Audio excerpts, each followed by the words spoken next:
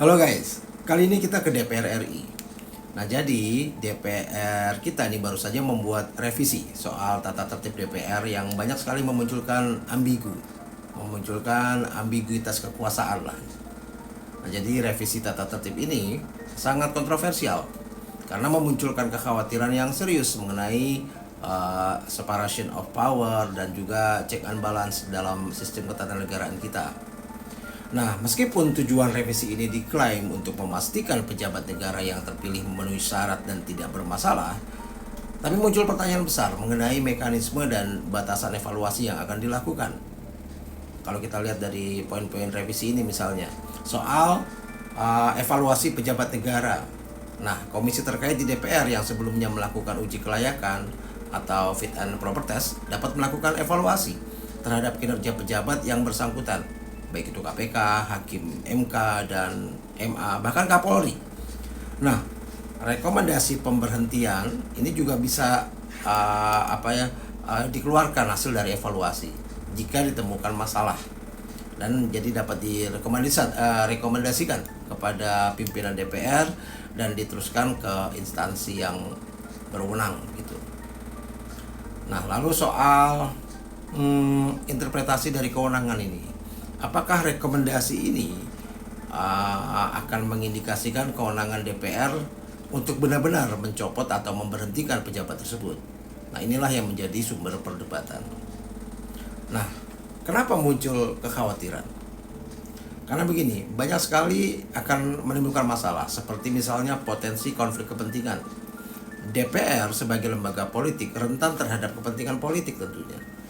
Jadi, memberikan kewenangan yang terlalu besar dalam mengevaluasi dan mencopot pejabat negara ini dapat disalahgunakan untuk kepentingan politik. Jadi tentu saja akan rawan ya, dan bisa salah gunakan bukan untuk kepentingan negara. Lalu soal inkonsistensi dengan sistem ketatanegaraan. Dalam sistem presidensial, eksekutif atau presiden memiliki kewenangan untuk mengangkat dan memberhentikan pejabat negara tertentu. Nah, jika DPR terlalu jauh mencampuri kewenangan ini dapat mengganggu keseimbangan dalam kekuasaan. Lalu berikutnya juga soal ketidakpastian hukum.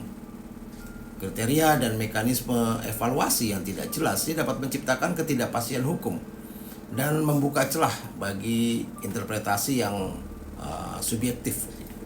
Dan hal ini dapat mengganggu independensi lembaga-lembaga negara seperti KPK, MK, dan tentunya Mahkamah Agung. Nah, lalu pertanyaan muncul, siapa yang akan mengawasi DPR? Nah, ini kan menjadi sangat relevan dalam konteks ini. Karena saat ini DPR diawasi oleh Majelis Kehormatan DPR atau MKD, yang anggotanya juga berasal dari anggota DPR sendiri. Kan ini menimbulkan potensi konflik kepentingan dan tentunya akan bias dalam penegakan etika dan disiplin dari anggota dewan. Nah, anggota MKD ini kan berasal dari anggota internal DPR. Ini menimbulkan potensi semacam solidaritas kolegial dan kurangnya independensi dalam mengadili pelanggaran yang dilakukan oleh anggota dewan. Lalu juga soal prosesnya, ya, proses persidangan dan pengambilan keputusan seringkali tidak transparan, jadi sangat tertutup, sehingga sulit sekali bagi publik untuk mengawasi kinerja MKD. Belum lagi soal sanksi yang sangat lemah.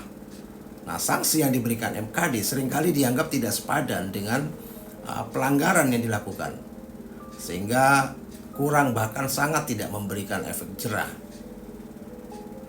Nah, saya rasa harus ada pengawasan yang lebih independen gitu. Jadi bisa melibatkan pihak-pihak eksternal dalam pengawasan DPR, dan ini saya rasa patut dipertimbangkan.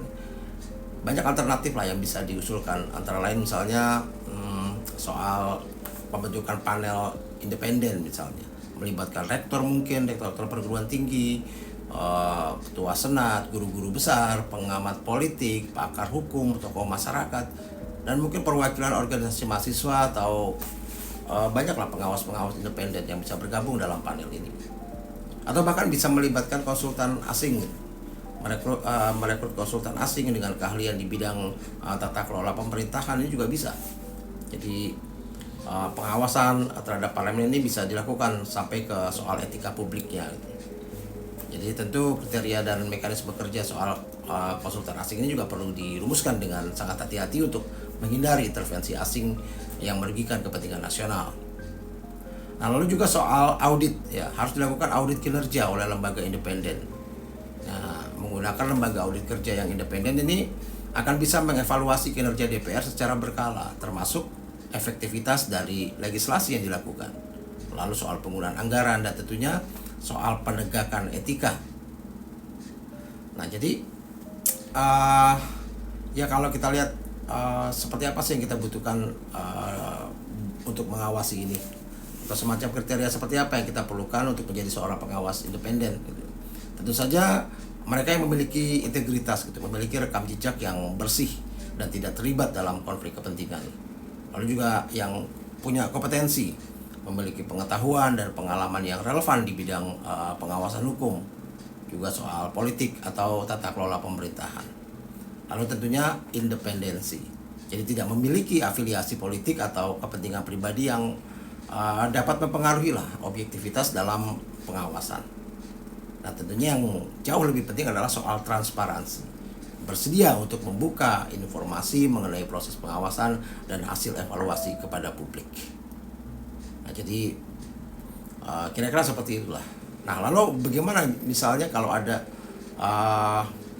undang-undang yang dianggap penting untuk kemajuan bangsa tapi ditolak gitu oleh DPR? Saya rasa itu ada ide yang bagus sih, misalnya melakukan referendum gitu. Yang menarik sekali itu, karena referendum dapat memberikan suara langsung gitu kepada rakyat untuk menentukan kebijakan publik, terutama dalam isu-isu yang sangat penting dan kontroversial. Jadi kira-kira seperti itulah. Salam.